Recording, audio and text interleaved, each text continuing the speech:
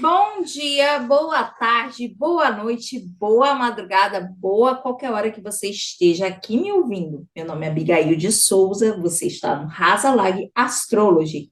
Hoje vamos fazer uma investigação astrológica sobre o nascimento e a simbologia de Jesus Cristo.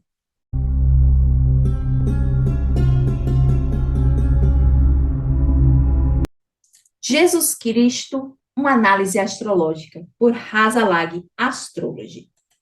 Vamos começar esse vídeo com um disclaimer. Não há registros históricos confiáveis da vida de Jesus Cristo em sua passagem pela Terra. Apenas provas documentais pelos registros romanos de sua sentença à morte por crucificação. Aqui eu cito 4 historiadores e governadores romanos dos séculos 1 e 2 da era cristã, o Flávio Joséfo, que é o mais famoso, que viveu entre 37 e 100 depois de Cristo, Plínio, o jovem, que foi governador do ano 61 a 113, Luciano de Samosata, de 125 a 181 depois de Cristo, e Cornélio Tácito, que foi governador dos anos 56 a 118. Todos eles tratam de Jesus Cristo sendo morto por crucificação em seus relatos e da multiplicação de seus seguidores. Então, não há documentos históricos sobre a vida do Jesus histórico, tá, pessoal? Outra coisa bastante importante. Eu vou usar os evangelhos canônicos, ou seja, os livros de Mateus, Marcos, Lucas e João, e as tradições católicas que eu tratei durante o ano na série Festas da Temporada. Farei uma contextualização histórica dos relatos descritos nos evangelhos e a narrativa simbólica através da mitologia cristã. Ok? Eu espero que ninguém se ofenda por chamar de mitologia, já que as festividades são sincretizadas conforme a cultura. Então, se cria uma narrativa para melhor se adequar à cultura, certo? Então, vamos começar o vídeo. Estes são os vídeos da temporada de Áries a Peixes, onde eu tratei das correspondências das datas cristãs com os sabatos pagãos e as estações do ano, e com várias correspondências culturais ao redor do mundo. Vocês podem ver os outros vídeos de cada temporada para depois voltar nesse vídeo aqui, tá bom? Vou deixar o link da playlist na descrição para ficar mais fácil para vocês. Uma investigação sobre o nascimento de Jesus. Eu utilizarei a linha temporal descrita nos evangelhos de Mateus e Lucas, pois eles são os únicos dos 4 evangelhos que tratam do nascimento e da infância de Jesus. Os demais começam logo com o batismo dele. Lucas descreveu que Jesus nasceu sob o reinado de César Augusto, imperador romano, do ano 27 a.C. a 14 da era cristã. E enquanto Herodes o Grande, ou Herodes I, governava a Palestina, sendo que Herodes I morreu em 4 a.C. Guardem essa informação. Mateus vai descrever que logo após Jesus nascer, houve um massacre. Ele inicialmente descreve esse massacre como de homens jovens, garotos. Porém, o massacre que ele estava se referindo ocorreu sobre o cônsul Públio Quintílio Varo, no ano de 4 a.C., de todos os homens em idade militar por causa de uma revolta ocorrida na Palestina contra o domínio romano. Esse massacre ocorreu na vida real, ocasionou a fuga da Sagrada Família da Palestina para o Egito. O que põe, e ele descreve que esse massacre ocorreu 2 anos depois do nascimento de Cristo, o que põe o nascimento de Jesus em alguma data entre os anos 7 e 6 antes da era cristã. Lucas Evangelista, ele é mais minucioso em descrever o período anterior à gestação de Maria, e ele descreve primeiro a gestação e a anunciação do primo dele, João Batista, o que diz muito sobre a importância simbólica dele nos evangelhos. O pai de João Batista e primo da Virgem Maria, Zacarias, ele era sacerdote e ficava no oitavo turno de 24, na escala do templo de Jerusalém, chamado turno de Abias. Mas, Tiago, qual é a desse turno? Nessa tabelinha aqui do lado, eu explico. O turno de Abias era um dos 24 turnos da escala sacerdotal, que se iniciava numa das três festas do ano: a Páscoa, que ocorre toda a lua cheia da lunação de Áries, o Sukkot, que ocorre na lua cheia da lunação de Libra, e o Hanukkah, que é um sextil minguante da lunação mais próxima do equinócio.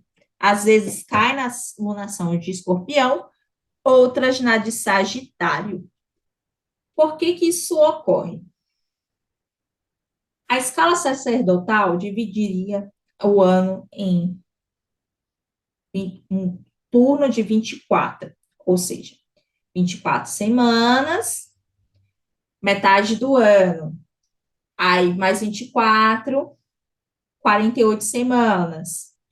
O ano comum tem 52, então sobra mais 4 e mais 20 semanas para frente.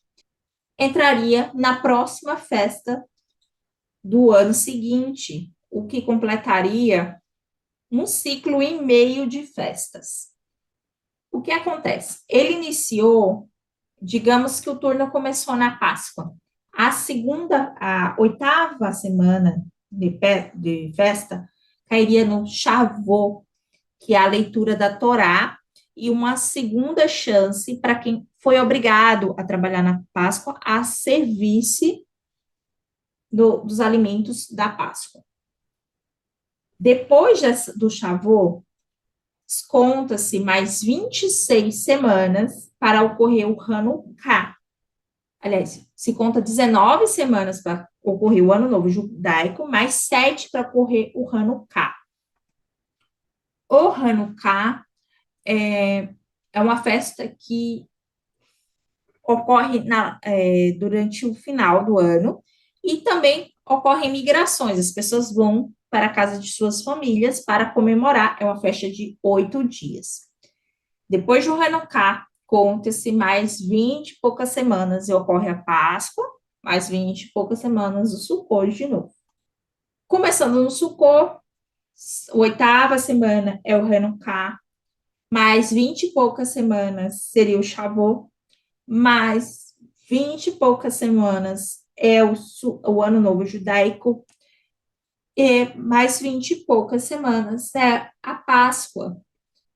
A única tabela que não ocorreu a sincronicidade entre o turno do tio de Jesus, a anunciação da Virgem Maria e os nascimentos de São João Batista e de Jesus Cristo, foi a que tem início no Hanukkah.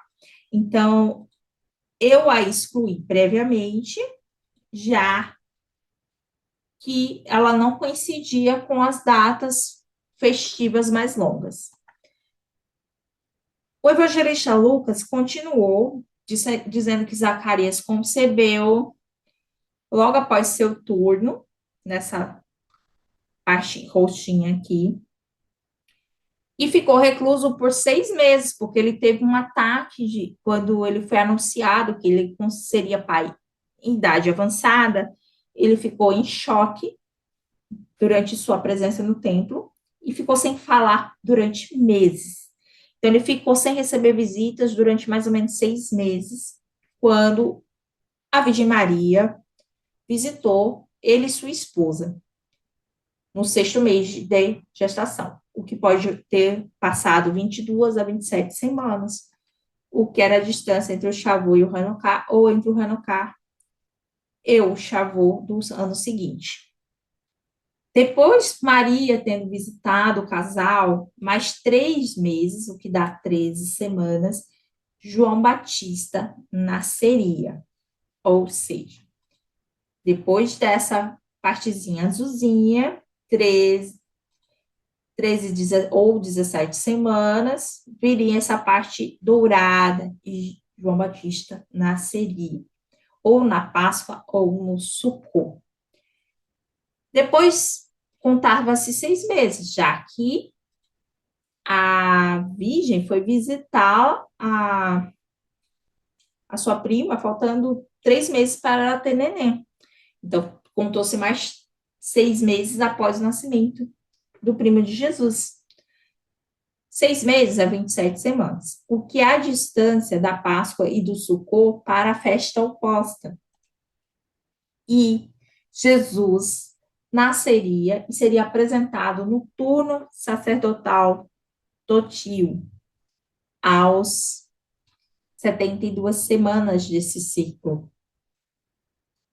Quando os primos nasceram, segundo o relato de Lucas Evangelista, houve 2 datas judaicas importantes, o que torna o nascimento de Jesus ou de João Batista nas datas da Páscoa ou do Ano Novo Judaico, Sukkot.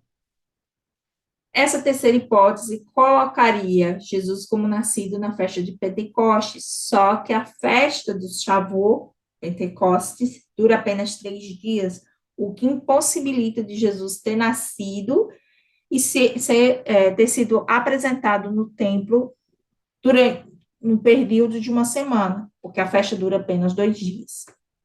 Então, eu tabulei as datas das 4 festas. Então, o que aconteceria? Entre abril do ano 7 antes de Cristo e na data mais longínqua, Jesus teria nascido em junho do ano 6 antes da era cristã. Só que essas datas aqui não levem a ferro e fogo, porque elas são a do início da festa, não do nascimento em si. É uma aproximação.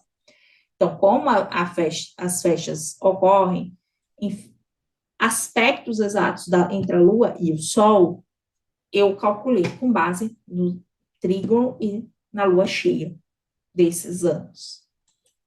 Como eu já falei, as 2 hipóteses mais fortes é que ambos os nascimentos ou tenham ocorrido na Páscoa ou no Sukkot, porque as festas têm a mesma duração, de 8 dias. Embora o Hanukkah tenha 8 dias, o Shavuot, que é 6 meses depois, tem apenas 3 dias, o que não cruzaria com o nascimento de Jesus. Com a hipótese da Páscoa e do Sukkot, o turno de Abias, do pai de João Batista, tio de Jesus, e da Anunciação da Virgem Maria, se cruzariam com o Hanukkah de um ano e do Shavuot do ano seguinte. Outro ponto importante. Como são festas longas, de 8 dias, o fato da escala ocorrer numa data com uma festa de 8 dias possibilitaria que a Virgem visitasse sua família, o que dá mais um ponto para Jesus ter nascido em outubro do ano 7 a.C. A visita da Virgem Maria a Santa Isabel. E naqueles dias, levantando-se Maria, foi apressada às montanhas, a uma cidade de Judá, e entrou na casa de Zacarias e saudou a Isabel. Naquela época, a Palestina era dividida em 2 reinos: Judá ao sul, Israel ao norte. Nazaré é aqui perto desse montinho d'água aqui, que aqui no Google Maps vocês estão vendo, nesse ponto azul. E Belém é nesse ponto próximo ao Mar Morto, mas no alto de uma montanha. Então, a montanha que o evangelista se referia é essa montanha próximo a Jerusalém. onde é a terra natal da família da Virgem Maria. Como o mapa mostrou, Maria saiu do norte do território atual do Estado de Israel para o sul, Belém, nas montanhas próximas ao Mar Morto, o que se repetiria no nascimento de Jesus. Aqui é a figura do evangelista, Isabel e sua prima, e a anunciação pelo anjo Gabriel. Sobre o Ano Novo Judaico. O Rosh Hashanah é uma data que ocorre sempre na alunação do signo de Virgem. A lua nova ocorre e marca o início do Ano Novo Judaico. Geralmente, quando ele não cai no final de semana, eles adiam a festa para a noite de domingo, para a segunda. 10 dias depois, ocorre o feriado atual mais importante do calendário israelense, que é o Yom Kippur, Dia do Perdão. E esse Yom Kippur coincide com o trígono da Lua com o Sol. Ou seja, se o Sol ainda estiver em Virgem, a Lua vai estar em Capricórnio. Se o Sol já estiver em Libra, a Lua vai estar em Aquário. 4 dias depois do feriado do Yom Kippur, começam os 7 dias do Sukkot, que é uma festa das tendas ou tabernáculos, que ela relembra o êxodo dos israelenses saindo do Egito, totalizando 15 dias. Ela se encerra na lua minguante da lunação de Virgem. O Yom Kippur, às vezes, cai na temporada de Libra, outras na temporada de Virgo, mas o Rosh Hashanah sempre cai na temporada de Virgem. Considerando que 7 dias após o nascimento, Jesus foi levado a Jerusalém para ser apresentado no templo durante uma festividade judaica, é altamente provável que ele tenha nascido em alguma época entre o Yom Kippur e o Sukkot, que é a festa dos tabernáculos, porque daria os 11 dias certinho para dar tempo da Virgem ter tido o neném e ido para Jerusalém fazer a circuncisão de Jesus no rito judaico. Então, considerando o Yom Kippur do ano 7, antes da era cristã, ocorreu no dia 1º de outubro, e o Sukkot no dia 6, e que o Evangelho, tanto de Lucas quanto de Mateus, ressaltam que ele nasceu à noite. Temos um mapa com ascendente entre o segundo decanato de Áries até o final de Virgem, e que a conjunção Júpiter-Saturno, ela tinha que estar visível ao céu. Como ela estava no meio do signo de Peixes, torna que o ascendente de Jesus tem um limite da metade do signo de Virgem. Início de Virgem, primeiro decanato, e a partir do segundo decanato de Áries. A Lua estaria entre o trígono em Aquário e o signo de Peixes antes da conjunção, ou seja, nos primeiros graus de Peixes. O que dá a certeza que Jesus era um libriano com a Lua entre Peixes e Aquário. Em algum momento entre o dia 1º e o dia 4 do 10 do ano 7, antes da era cristã. O simbolismo astrológico da vida de Jesus Cristo. Como eu expliquei, Jesus teve sua história encaixada nos mitos de várias culturas. Além disso, a Bíblia foi o livro mais traduzido e publicado da face da Terra. Ou seja, muita gente reproduziu, muita gente compilou e muita gente pode ter errado detalhes das escrituras.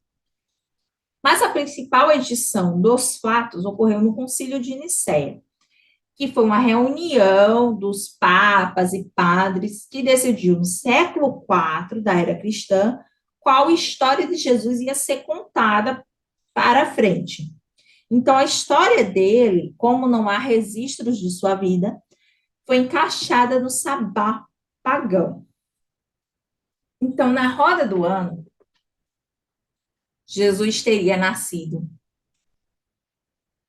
no solstício de inverno, a sua família fugido no auge do embalque, a paternidade de São José e seu crescimento no equinócio do outono,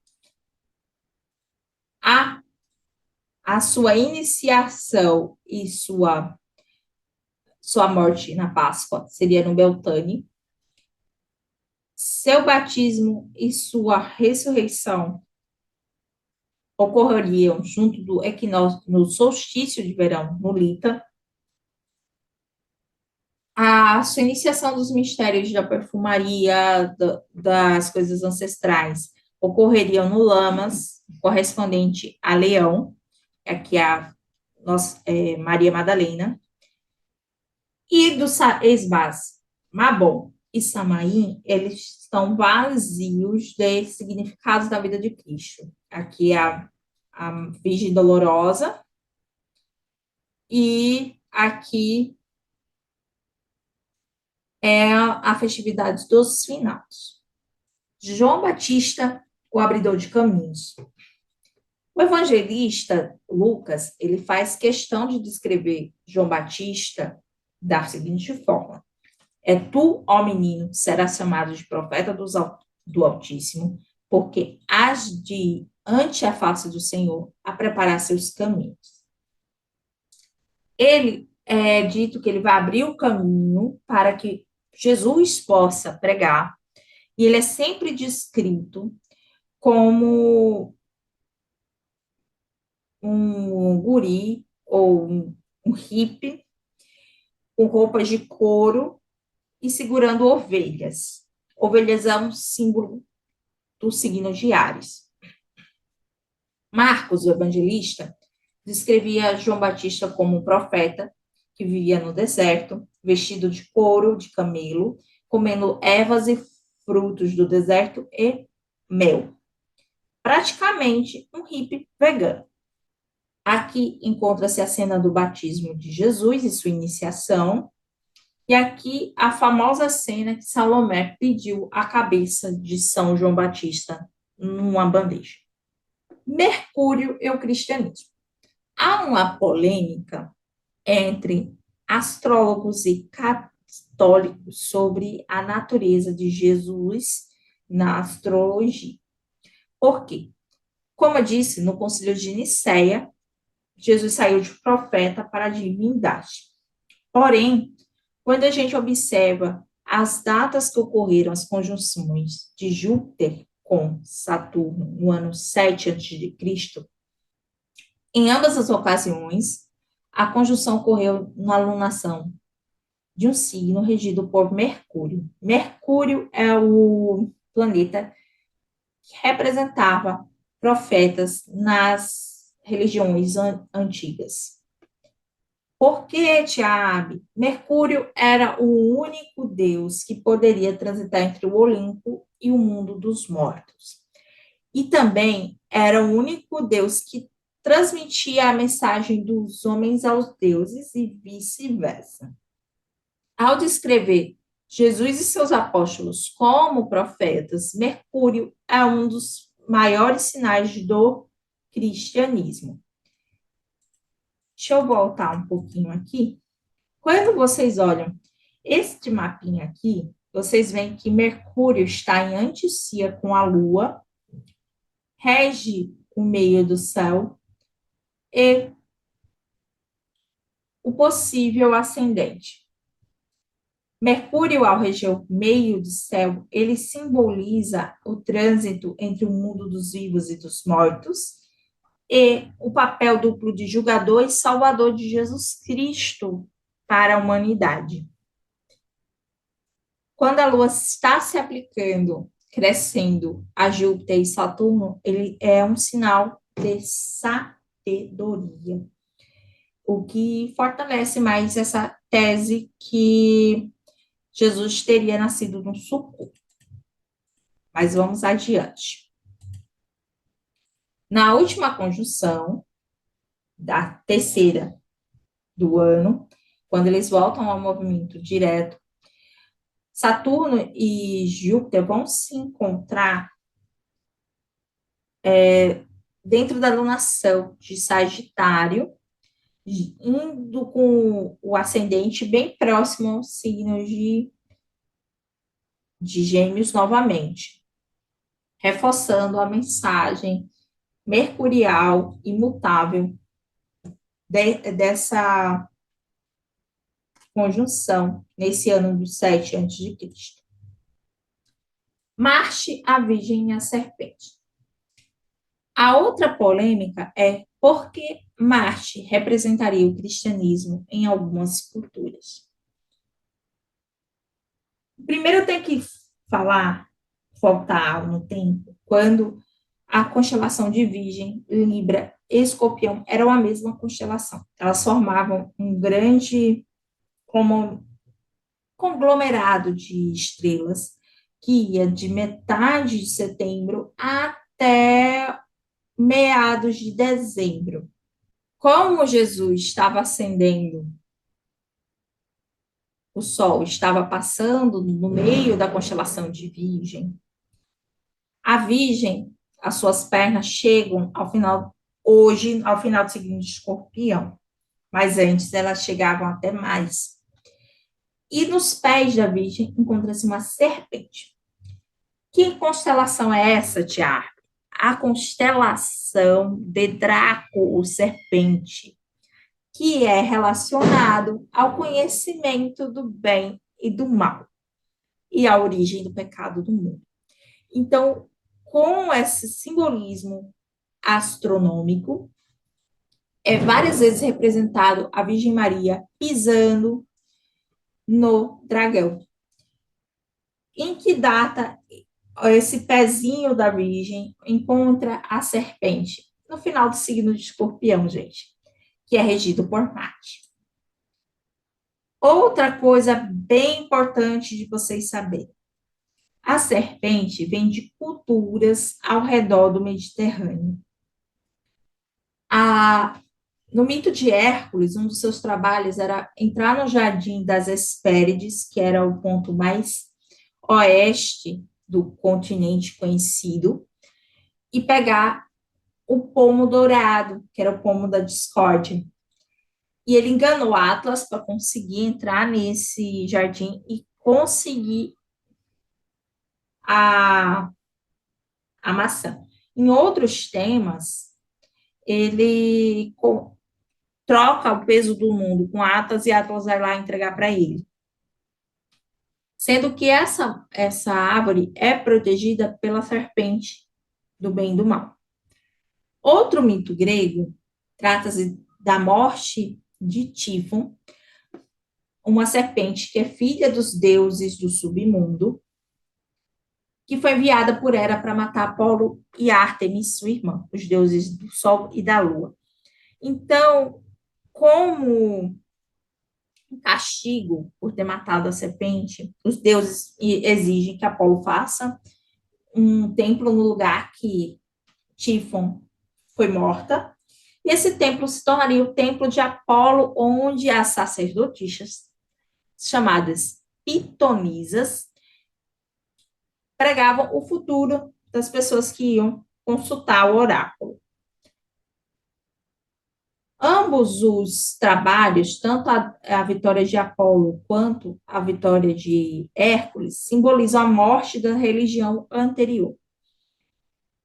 Que religiões são essas? Em parte, as religiões do norte da Europa, onde Odin era representado como se estivesse na árvore da vida, e na raiz da árvore estivesse a serpente, Nífon, que ela ocasionaria o crépúsculo dos deuses, quando fosse acordada. Ela fica na raiz da árvore.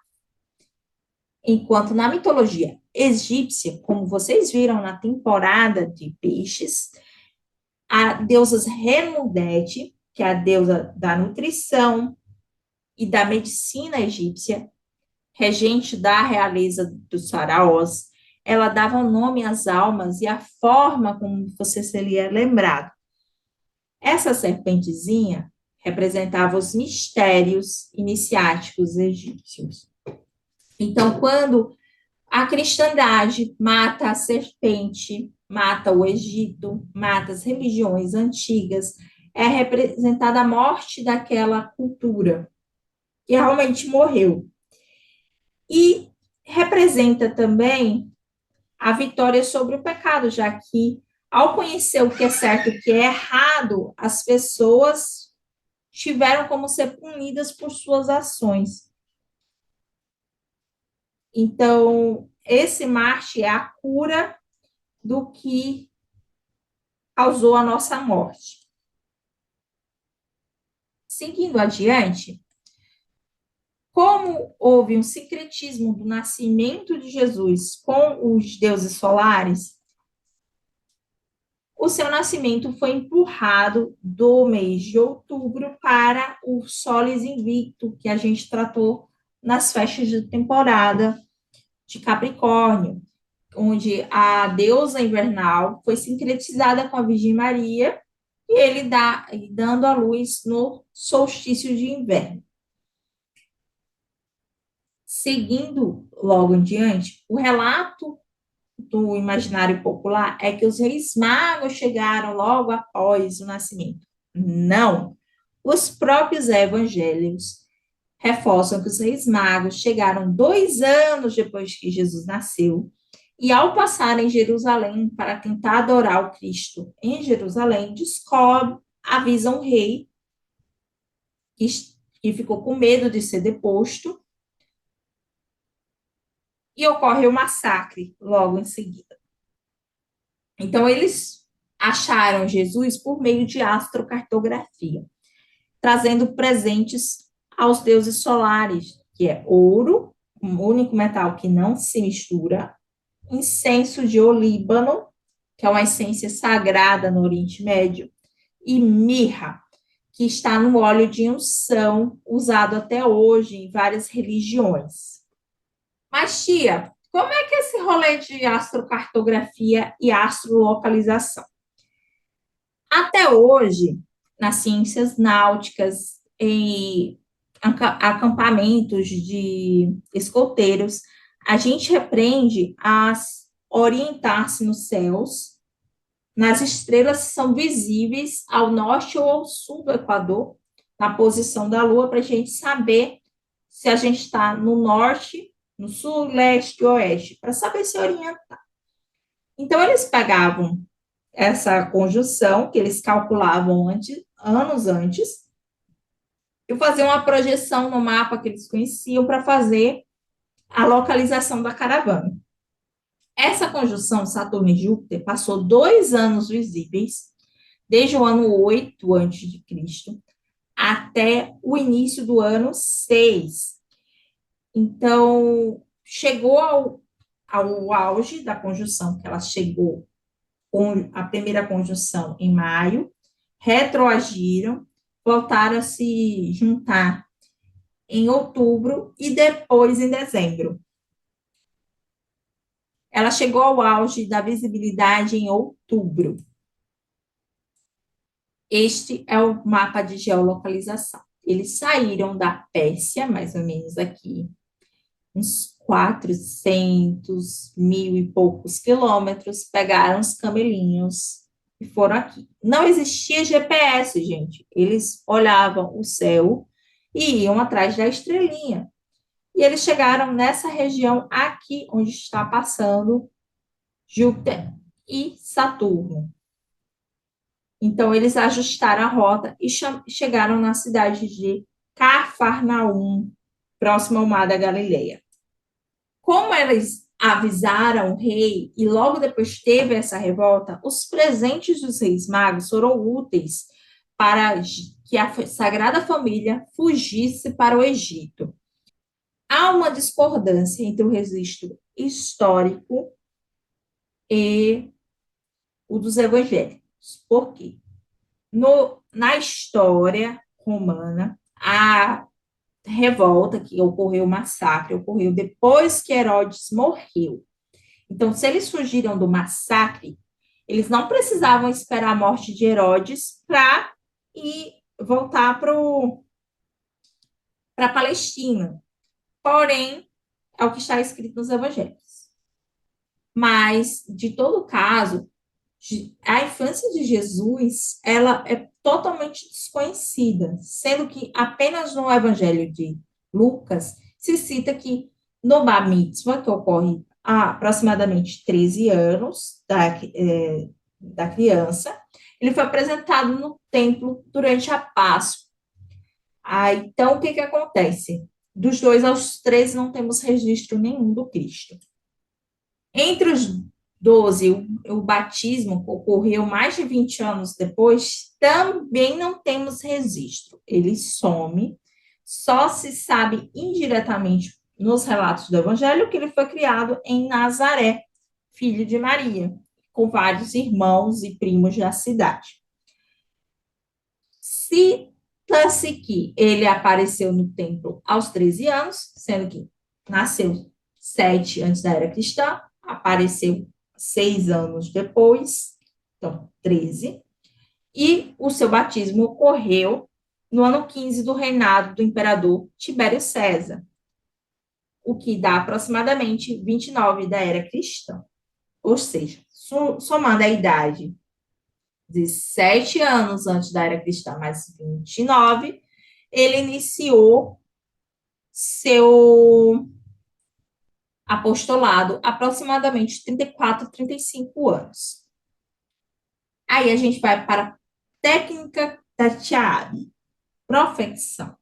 Essa é uma técnica árabe que conta um ano por dia, por uma casa por ano, e depois uma casa por mês dentro desse ano. O que que acontece? Quando ele voltou para o templo, era um ano de casa 2.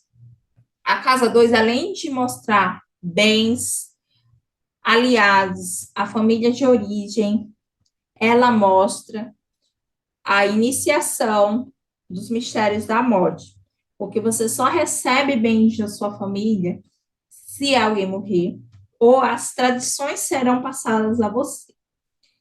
Então, esse inicial que vai se completar na casa 8, ele foi iniciado aos 13 anos. Depois, mais de 21 anos depois, uma profecção de casa 11, a casa da fé, dos grupos e dos amigos, Jesus se batiza no Jordão pela mão do seu primo, João Batista. E a partir daí começa seu apostolado. A partir disso, temos a profecção de casa 11, quando Jesus transforma água em vinho num casamento, ou seja, numa festa de várias pessoas. Ele primeiro congrega os seus discípulos. Os primeiros que ele congregou foram os discípulos que trabalhavam com pescaria, como Pedro, acho que João, Tiago e Zaqueu. E eles estavam pescando no mar, e eles chamam assim, vamos nos tornar pescadores de homens, de almas, como ele falou. E levou a galera para o casamento. Eis que na metade da festa, Maria, a virgem, chega para ele, Jesus, acabou o vinho. Esse é o primeiro milagre público de Jesus após o seu batizado. Ele transforma água em vinho, ou fez suco gummy na festa, e todo mundo gostou da batida que Jesus fez, e disse que a batida dele era melhor do que a bebida anterior da festa. Ninguém sabe o que ele fez, já que ele era os evangelhos apócrifos relatam que ele era iniciado pelos essênios, outros pelos egípcios, mas ele fez uma misturinha boa lá e todo mundo biritou legal. Depois desse milagre público, Jesus foi para o deserto. O deserto é um território de casa 12, no seu segundo ano de apostolado. Nele, ele passou 40 dias no deserto, só se alimentando de ervas e do que a natureza lhe proviesse. Lá, pela metade dos 40 dias, apareceu o capirru. E a tentação foi oferecida poder, dinheiro, imortalidade. Ao superar essas três tentações, Jesus foi liberado para pregar para mais pessoas, se tornando o Cristo. Aos 35 anos, ele passou por essa provação. O retorno de Júpiter e os milagres públicos do apostolado de Jesus. A cada 12 anos, quando a profecção volta para o ascendente, coincide com o retorno de Júpiter à sua posição natal. Como assim, Thiago?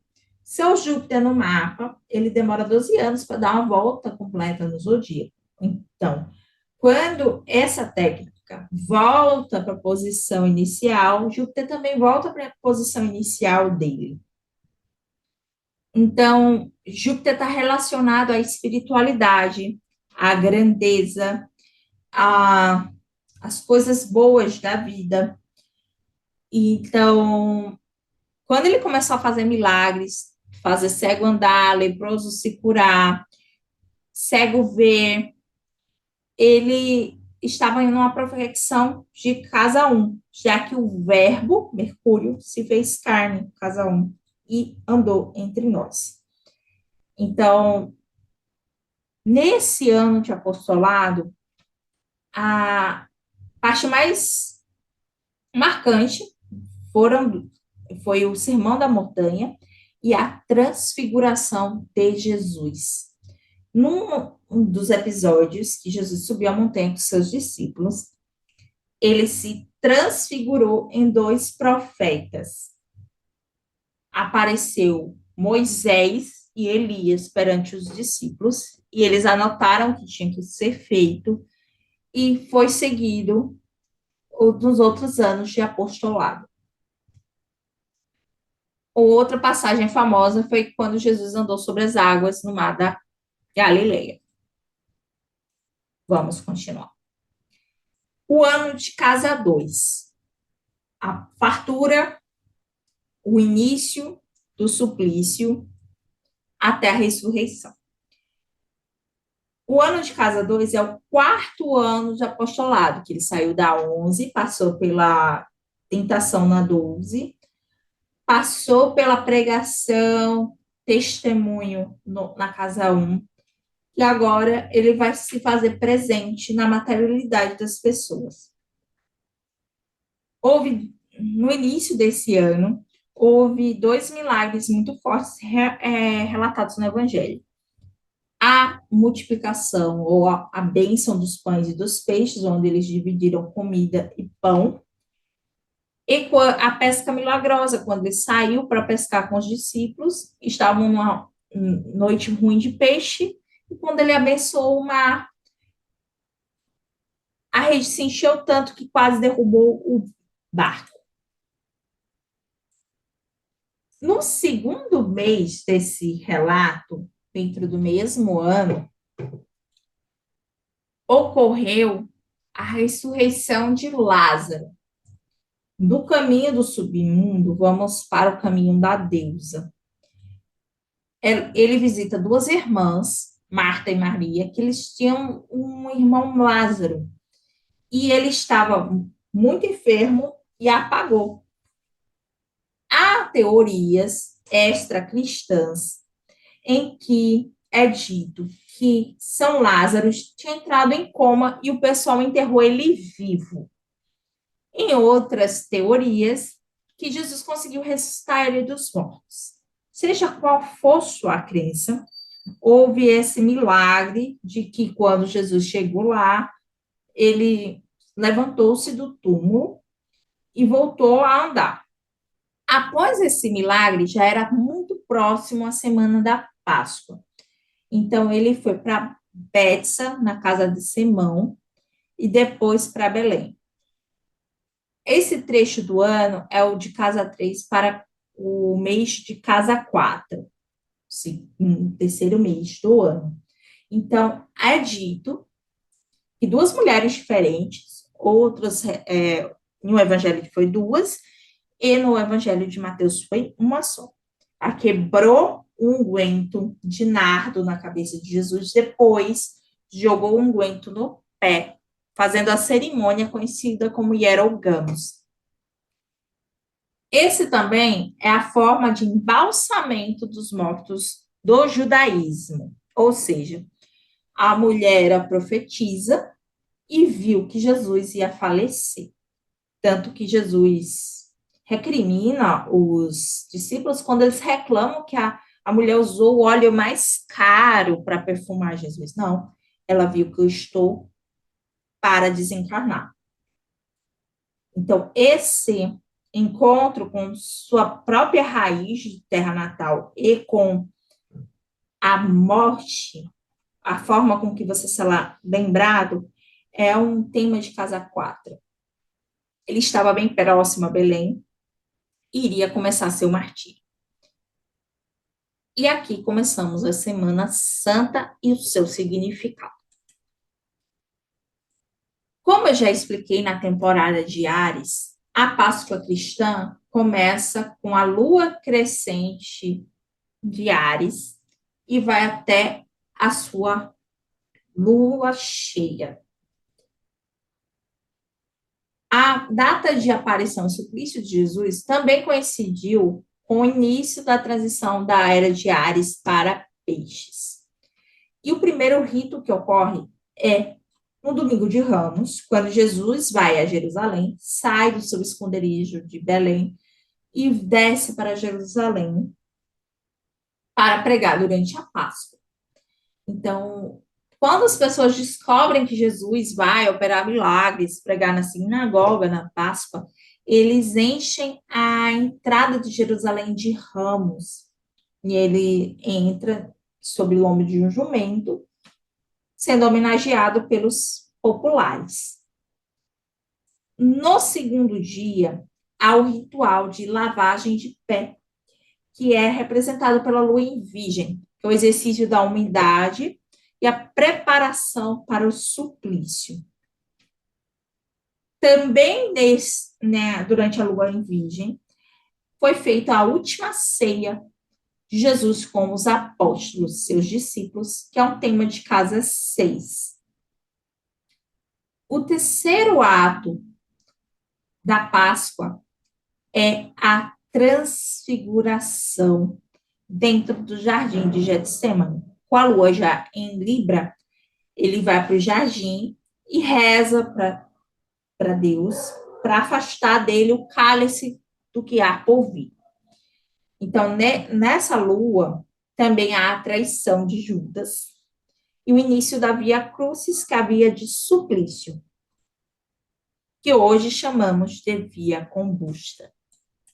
O suplício ocorre durante a lua em Escorpião e termina com a morte de Jesus.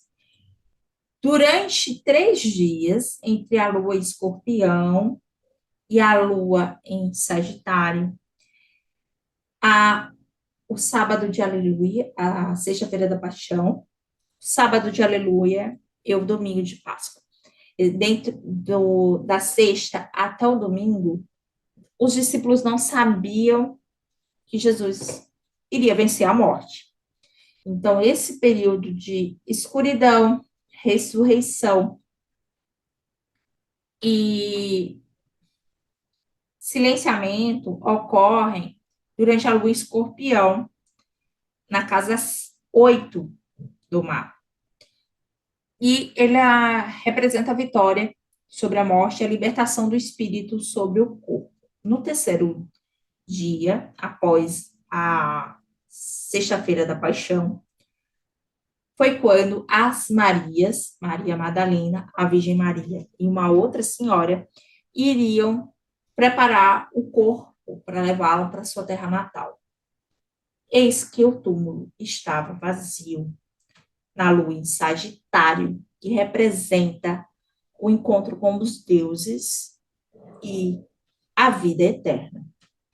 Após a morte e ressurreição do Cristo, passaram-se 50 dias e os discípulos se reuniam em Jerusalém, coisa e tal. Quando foi no Pentecostes, ou na festa de Shavuot, judaica, que ocorre no sexto crescente da lunação de Gêmeos, houve a ascensão de Jesus ao céu, que é representado no livro de Atos dos Apóstolos como o Pentecostes. Jesus ascende aos céus e há a promessa de vinda do Espírito Santo Consolador. Isso ocorre já na temporada de Gêmeos, representando a memória da morte, já que essa sexto crescente ocorre com a lua em Leão, que é o quinto signo, a quinta casa, representando a memória após a morte. O signo, a alunação de Gêmeos também representa a mudança de estado, do final da primavera para o início do verão, e a troca entre os irmãos, entre o submundo e o Olimpo. Então, há uma troca de estado entre o estado de mortificação para o estado de vida eterna. E é aqui que se encerra o ciclo da cristandade. Eu desejo a vocês o encontro da fonte da vida eterna, que os deuses derramem muitas bênçãos sobre vocês, tanto materiais quanto espirituais, caminhos abertos, a companhia de quem gosta de vocês, seja a família de origem, seja a família que vocês construírem. Muito obrigada pela audiência e até o ano que vem. Pessoa querida, se você chegou até aqui no vídeo e gostou do conteúdo, deixa seu like, se inscreve no canal, aperte o sininho para não perder as notificações e deixe seu comentário. Muito obrigada e até o próximo vídeo.